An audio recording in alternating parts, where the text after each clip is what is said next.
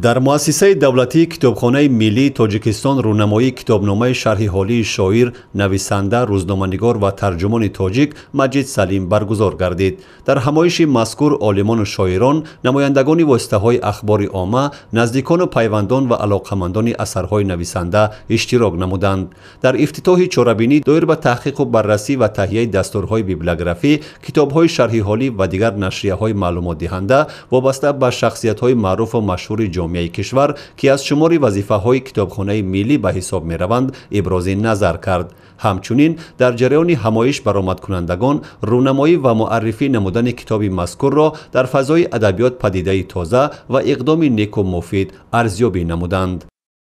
مجید سلیم بیشتر از 40 سال است که در ادبیات در مطبوعات زحمت‌های زیاد می‌کشد و موضوع اساسی که استاد مجید سلیم برای کار میکند و فعالیت و زندگیش رو به این بخشیده است، این انعکاس حیات عالم وحوش است و امروز در جمهوری ما مجید سلیم یگانه نفری است که از همین راه حال بیرون نشده است و در برابر این باید بگویم که این ادیب نامور رمان‌های تاریخی می‌نویسد، پویس‌ها می‌نویسد و نزدیک رمانی او با نامی حاجی حسین کنگوتی به تبرز که از بهترین اثرهای امروز ما میتوان عنوان کرد و دیگر اثر او تیمور ملیک که درباره کارنامه‌های این قهرمان خلق تاجیک است و رومانی بسیار بزرگ حجمی آخری استاد این با نام خیرس به تب رسید. خلاصه گفتن ممکن است که استاد مجید سلیم در همین جاده خود بسیار موفق هم شده است. راجع به ارزش و اهمیت کتابنامه شرح حالی شاعر، نویسنده، روزنامه‌نگار و ترجمان تاجیک مجید سلیم قید کردند که کتاب مذکور در عین حال کار ارزشمند علمی بوده، راجع به آموزش و تحقیق آثار نویسنده سرچشمه خوب می باشد. با عامه‌های وسیع خصوصا به خوانندگان و تشنگان ادبیات و روزنامه‌نگاری پیشنهاد گردیدن آثار ادیبان زمان استقلال گواهی از آن می‌دهد که در زمان استقلال دولتی ادیبان ما با ایجاد آثار خود توانستند که توجه مخاطبان خود را جلب نمایند. به طور مثال اگر قبلا وقتی گپ درباره ادبیات میرفت و آثار ادبی میرفت بیشتر از موموی تورگنف یادآور میشدند، امروز ده ها حکایه ها و لوحه هایی که مجید سلیم در آواره عالم وحوش نوشته است خواننده تاجیک را پیش از همه با گوناگون رنگی عالم بیولوژی کشور آشنا میسازد و همچنین با منظره های زیبای طبیعتی کشورمان راهنمایی میکند. مجید سلیم همچون روزنامه نگار فعالیت خود را در روزنامه ناحیوی آغاز نموده است و اولین لوحه ایشان و اولین حکایه خرد ایشان با نام خرگوش محض در روزنامه ظفر ناحیه‌ای میر سید علی حمدانی به نشر رسید و از اولین آثارش هویدا بود که مجید سلیم به موضوع عالمی طبیعت و وحوش اهمیت خاصه می‌دهد و من بعد در حوزه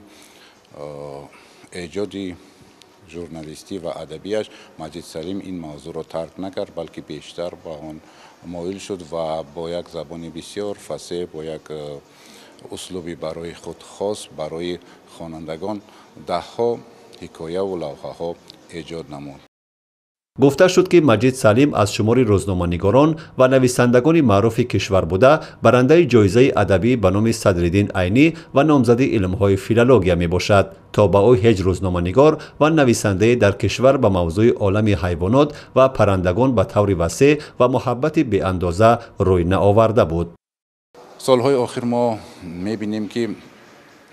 از لوحه و حکایه و ژانرهای خرد مجید سلیم تدریجاً به ژانرهای کلان رو می‌آورند و رونمایی شدن و پیشنهاد گردیدن دو رمان مجید سلیم، یکی با نام خیس و دیگری با نام حاجی حسین کنگورتی دلیل از آن می‌دهد که نویسنده تدریجاً فعالیت ایجادی خود را بهتر می‌نماید، خوبتر می‌سازد و الکی با موضوع‌های از نگاه ژانری جدی‌تر دست می‌زند و در عالم ژورنالیستیک و ادبیات تاجیک با وجود آمدن این دو رمان باعث آن گردید که کارشناسان ساحه با آنها بهای خیلی بلند دادند و با یک سخن میتوان گفت که مجید سلیم همچون روزنامه‌نگار، ادیب و عالم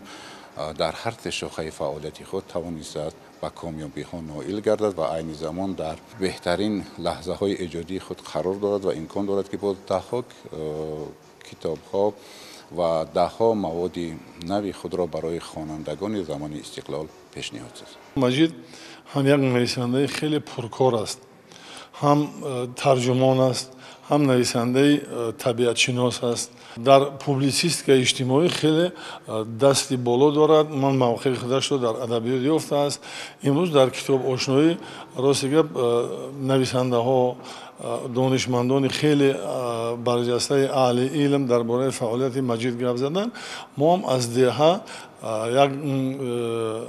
گروه رفیقان و مخلصان مجید آمدیم اینجا سخن کردیم درباره پیرهای ایجادی مجید گپ زدیم که مجید همچون نویسنده چقدر تشکل یافت. ما از دوره خواننده بودن مجید تا امروز که همچون یک کارمند شایسته تاجیکستان از ساحه ادبیات این کاری ساده نیست. مجموعه مقاله ها و کتابنامه شرح حالی شاعر، نویسنده، روزنامه‌نگار و ترجمان تاجیک مجید سلیم از پیشگفتار 2 قسم، کمک فهرست ها و 192 صحیفه عبارت بوده سال 2024 به تب رسیده است. دلشاد الصمدوف، ذوق بیک زبید، دوشنبه خبر.